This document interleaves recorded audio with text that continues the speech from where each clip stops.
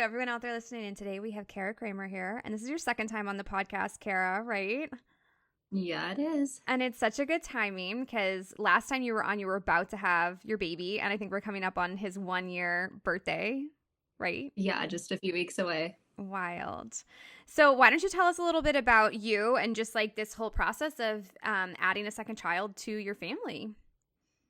Yeah, so as Megan said, I'm Kara Kramer. I am a mom of two. So my daughter is 3. Her name is Colette, and Bennett is 11 months.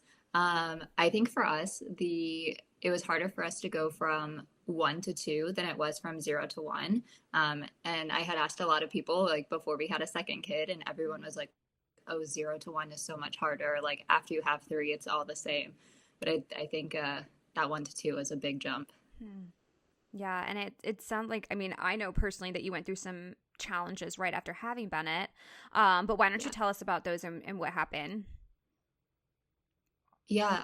So I mean, thankfully our hospital experience was a lot better this go around. I think last time I was on, I shared about how I had a really traumatic experience when I had Colette. So thankfully we had a wonderful team at St. Peter's, and that was great. But I do get postpartum depression and anxiety, and it hits me right away. With Colette, it hit me day 1, which I know at that point it's categorized as baby blues. But with Bennett, it waited just a little bit longer. It hit me on day 2. Oh, day 2? Really? Wow. I didn't know it was that quick. Made it 1 extra day. So explain to me. So, okay, so you have Bennett. It was a good experience, and you felt completely fine after. Like, what happened on day 2? Like, what changed?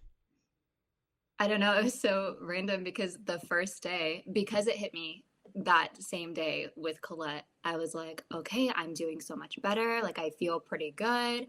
And so I was really hopeful because I was trying to be in the mindset of like, just because it happened once doesn't mean it has to happen again. And so I felt pretty good. I was having some issues nursing Bennett. He ended up having a lip and tongue tie that we hadn't discovered yet. So I was speaking with a lactation consultant, and she was just talking to me about various things. She had discovered his tongue tie, and I don't even remember what she said to me, but at one point during the conversation, I just started bawling. And I was like, oh my gosh, I'm so sorry. I don't even know why I'm crying. Oh like, my just gosh. all of the Yeah. postpartum, like, hormones, like, it just started flooding. Wow. So that's like where it started. And like, did she say anything to you about it, or like, was she just like, "Oh, don't She just apologize"? carried on. Yeah. Yeah, Oh my she just gosh. carried on. I'm sure it happens to them Yeah. all the time. Yeah. But I don't know, she didn't say anything triggering, Yeah. so it just, I don't know, just all came out. So how did it progress from there? So you must, I mean, you went home from the hospital, right? We I had to have a C-section, so we were in the hospital for 3 days. So that happened day 2, pretty early on in the day. And then it kind of got worse from there. So my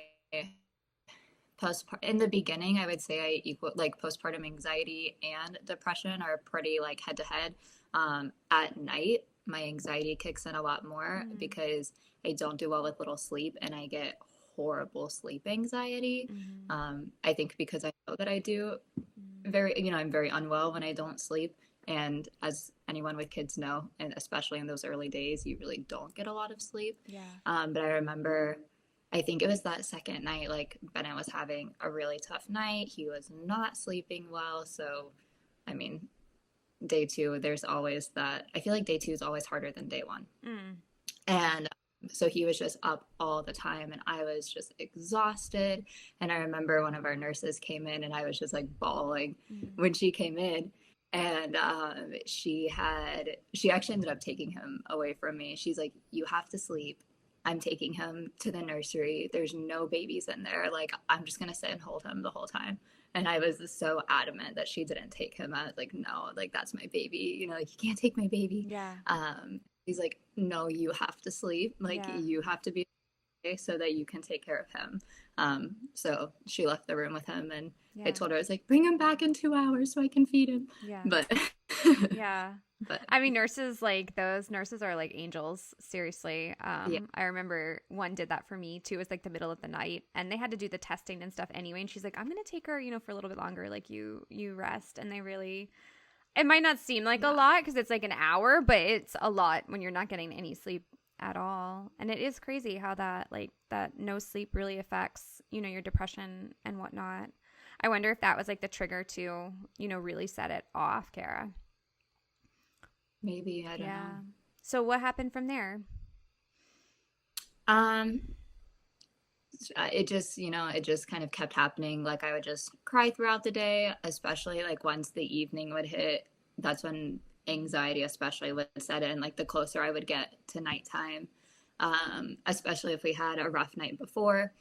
And so that carried on for a while. And so because I had a C-section, I had my first appointment with my OB, or my OBGYN. I had my first appointment at 2 weeks because I check on your incision. And she knew that with my daughter, I also had postpartum issues, and I did nothing about it with Colette because I didn't understand it. And no one in my family had it. So like nobody else really understood it either. So I just kind of let myself be miserable for a lot longer than I needed to be or should have been. And she reminded me of that. And so she's like, let's check in when I see you again at 6 weeks. And she really was insistent that I should go on medication, which was not an easy choice for me. Yeah. So when did you actually go on medication? Like when did you feel like you needed to get that extra help? So I had my 6-week appointment like a week before Christmas. And so I told her I didn't want to start any medication after Christmas, or, like before Christmas, because she told me the first week will be the hardest. It will make your symptoms worse. And I was like, well, God, I don't want to be worse than I already am on Christmas. And so I asked her, like after we had a long conversation, she honestly ended up telling me like point blank. She told me, remember when you did nothing last time with your daughter? And I was like, yeah. She's like, and she said to me, don't be stupid. And I was like, okay, I probably needed you to say that to me. I feel like that's a good doctor, right? It's like sometimes you need to hear that from a professional. I feel like too. And so I was like, you know what? I deserve to have a good postpartum experience, and I wanted to have a good postpartum experience. And even though I wasn't super fond of going on medication, why not? If it helps, great. Like I don't let myself stand in the way of that. So the day after Christmas, I started the medication, and the first week was really hard. Like I kind of thought that I was just going to be crying all day, which I mean, I broke down quite a bit already. So I was like, oh, it's probably not going to be much different. But the whole week, I just felt like I was going to have an anxiety attack like any second. Like I could just like feel it sitting on my chest. That's crazy. And then after a week, it switched. Like at some point, I don't remember when, but at some point, like things did start getting a little easier. What was hard for me though is when I started taking the medication, I stopped sleeping. And it kept me up all night long. So even if Bennett would have like a good 3-4 hour stretch, I was up and I couldn't fall asleep. And so then I started taking it in the morning because I took it in the evening because she told me like it will likely make you sleepy. And I'm like, well, I don't want to be a zombie all day because I have to take care of my kids. Right. So I took it in the evening and it kept me up all night. So then I switched over the course of a few days to take it like 8 a.m. first thing in the morning, and it still kept me up all night. And I was like, oh my goodness, I'm never gonna sleep again. Right. So, and that's not gonna help your anxiety, that's for sure. So I didn't feel like my sleep anxiety went away. But we had like after taking it for a month, we had like a check-in, and I told her, haven't slept since I started taking them. And she's like, oh, it's not supposed to do that. Oh my God. So she then on top wrote me sleep medication. Oh my gosh. Did that help? Did it kind of balance it? I slept more. Okay. But yeah. I mean, I guess, Kara, so like, I mean, so many people go through postpartum depression, right? But it's like, how do you realize, because you said in the beginning, like it was like baby blues, right? So like, how do you realize the difference between just regular old baby blues, because you're going through obviously a huge adaptation and transition in your life, I have full on postpartum depression that I need to go talk to someone about? Hmm.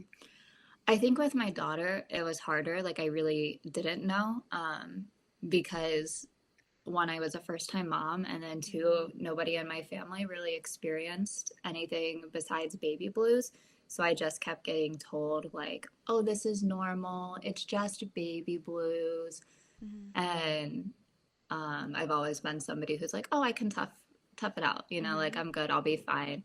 And I think I did hit the point where I'm like, I shouldn't still feel like this. Yeah. But I didn't know either, you know, because Yeah. I'd never been had a baby. Um, but I just wasn't like aware of it enough, I guess, to like do anything about it. Even though my doctor's like, you should probably do something.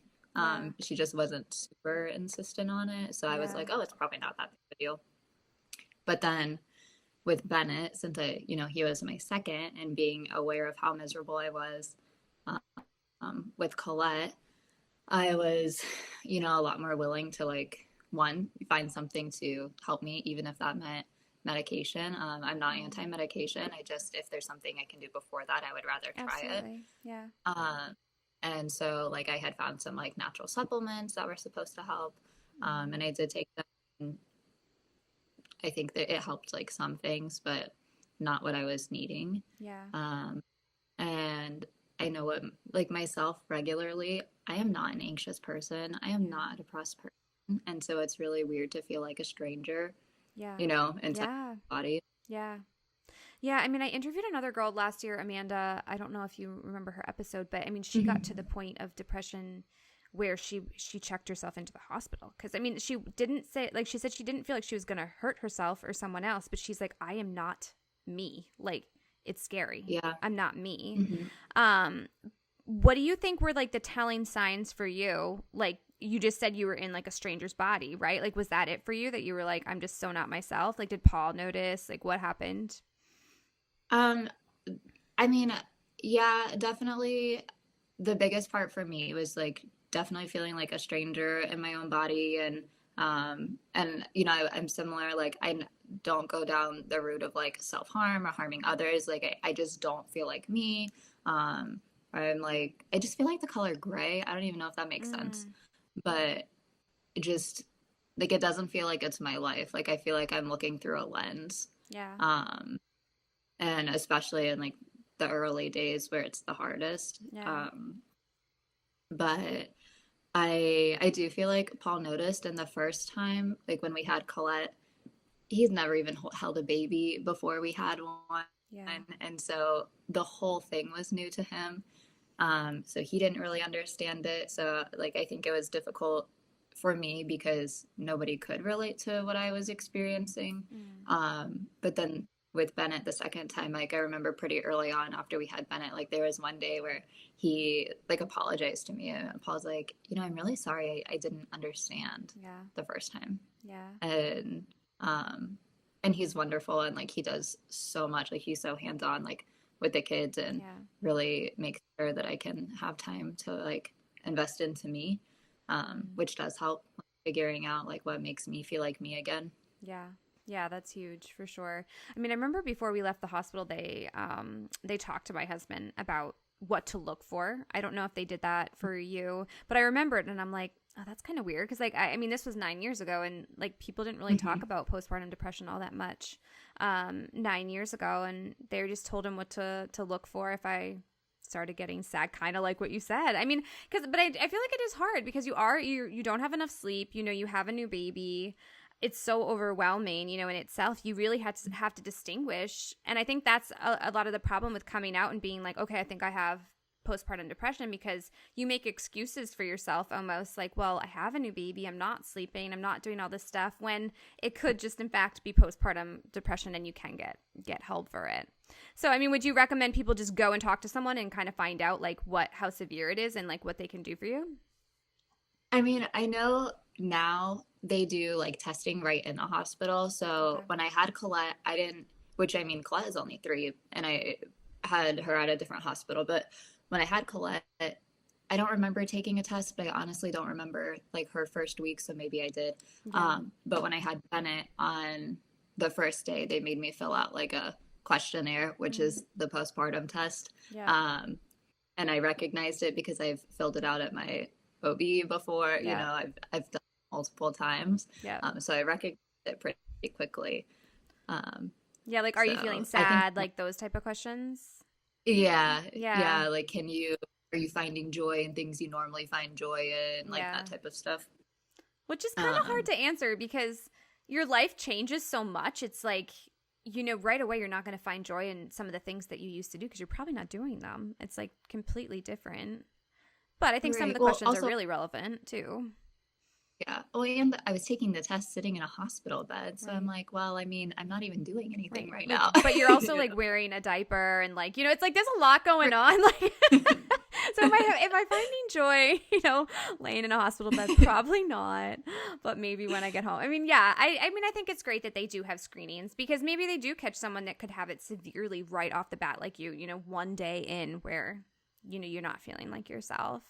But I think like that check in with your doctor though is so important, 2 weeks after. Cause I mean, I think if you don't have a C-section, you don't go back for a while, right? 6 weeks. Okay. Yeah, it's typically 6 weeks. Yeah. And that's a long time to go home with a brand new Hmm. baby and, to handle it, and just start a new life. Yeah. So definitely stuff to look out for. But I mean, you've had one hell of a year. I mean, for real though, because you kind of you triumphed over this depression and talk about your new endeavor and your dream that's kind of coming into reality right now. Yeah. So I'll backtrack a little bit. So when I became a stay-at-home mom, a lot of that was because I was suffering from postpartum depression and anxiety. And so I ended up making jewelry as something that I could do just for fun. Like I had never even done it before, but it was just something that I could do for me and me only. And then like I would start wearing it and people started noticing it and wanted to buy it. So fast forward, I started my first business, which is Look, Carrie broke up a little bit. okay. So the business I started was Kara Shop of Pretty Things, and I make handmade jewelry and I make a lot of custom t-shirts, baby onesies, a bunch of fun stuff. And I started doing the farmers market a few months after that, and I fell in love with like the makers community. It was just such a beautiful thing to be a part of and so genuine. And when I joined that community, I was realizing that I wanted to do something that would support all of us, like not just myself, but that I could just help support the makers community or just the small business community. So I wanted to open a vendor store. And so, yeah, last week we had our grand opening. So that was really exciting. So It's I so opened a vendor so store. cute. Where is it, Thank Kara? you. It's exit 8, right next to Platinum Hair Salon, right before Crescent Road. Like if you take Crescent all the way down towards Route 9, it's right before Route 9. So I'll make sure I send you the address. Yeah, I'll link it below. But yeah, so I opened my vendor store and I have over 40 vendors in there, which is beautiful. And it's just a way to support, dozens of small businesses all under one roof. So I explain it to people who don't know what vendor stores are, kind of like if Etsy had a storefront. Like Mm-hmm. you can shop from, you can shop for my jewelry, or you can go and shop in the back for dog treats, Yeah. or there's candles, Yeah, I other got stuff. So sweatpants. Really, really, really yeah, soft sweatpants. So super yeah. So yeah, there's a little bit of everything. It really is beautiful, and it's so I feel like when you have these local vendors and these small businesses, there's so much personality and love put into like each and every product, and it really is so nice to see them all together and kind of united and just Yeah. supporting one another. Yeah, because I Yeah, feel like and it's like almost like a pay it forward because like you're supporting them and then each person that puts their stuff in there, they're kind of supporting one another because if one person comes in for say soap, they see all these other exactly. people and it's just kind of like paying it forward for each business. Hmm. Such a beautiful idea. And doing that has really helped me, especially. I mean, the first time starting my business really helped me, like with postpartum, and like one, it gave me something to do for me. too. I'm an extrovert, so I love to be around people and I love making connections. And so going to the farmer's market on, even if it was just once a month, getting to meet so many new faces every weekend was really fun. And so when I had Bennett, I was like, okay, I plan on taking like a few months off from farmers markets and stuff. And then I was like pretty quickly ready to get back because I'm like, I don't feel like myself. I need to do something to help feel like me again. Yeah. So as soon as I got cleared from my 6-week appointment, which was a Friday, I had a farmer's market the next No day. way. I mean, I completely get that because I kind of went through like a depression when I was like out doing hair for a while. And I really think like people that have creative minds, if you're not using your creative mind, you really do lose a piece of yourself. And it does cause like even more depression than, what the postpartum would do. So it does bring you back to a part of your identity because, all those creative minds, we're so unique and, you just need to use that part of your brain. Yeah. Yeah. And so and then, as I continued to struggle with postpartum after having Bennett, it's still something that I'm dealing with now. It's just not as heavy as it was in the beginning. Yeah. But being able to, have my store and still do farmers markets, like once or twice a month, like it does really help me just like find myself in that. Yeah, that's amazing. I mean, so is there like a timeline of postpartum depression? Like, as your doctor said, like how long it usually lasts or like what changes? It's different for everyone. So with Colette, I was miserable for well over a year, but I didn't do anything about it. Yeah. With Bennett, I was on medication for 6 months, and I decided to come off of it in like June, July, because I had gotten to a point of like being able to function. And so I decided like, well, one, with the medication, like the longer you're on it, the harder it is to come off. So I wanted to get off of it sooner than later. Yeah. And so at 6 months, like I was in a lot better of a place. Like pre-medication, I would spend a lot of time crying and not just like, oh, shed a tear here and there, but just like full on like meltdown. Yeah. And like if I started crying, like somebody, and I was holding the baby, like somebody would literally have to come take him out of my arms because I couldn't do anything except for cry. So I got to a point of being, like able to function and like not having breakdowns every day. And because I was like, it's okay if I have a breakdown like once a week or whatever. That's fine. I can handle that. I just can't handle having, 4 a day. Yeah. So it's gotten a lot better. And you're not even on medication anymore. No. So I'm hoping I'm a little over 11 months postpartum right now. So I'm hoping I'll be like over that slump sooner than later since we're approaching that year mark. But I mean, there isn't a magic number. But we'll see.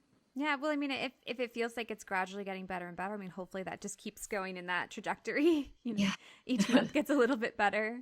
And you have so many exciting things going on. I know that doesn't matter when you have depression, but I'm sure it will help distract you a little bit from those moments, I hope.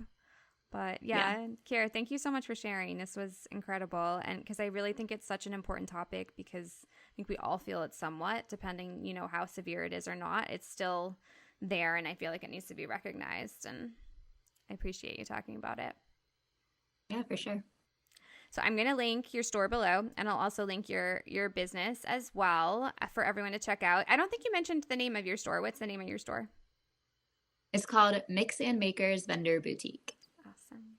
And I'll put the address there too. But definitely check it out. It has so many cute things. I mean, Gray and I only spent like 15-20 minutes in there, and I had to like make her leave because she was touching everything. But so many beautiful the candlesticks. I'm like, no. Put them in.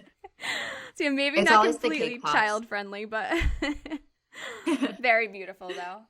But yeah, thanks again, Kiera, and I'll talk to you soon. Yeah, sounds great. Thanks, Megan. Have a great day. Bye.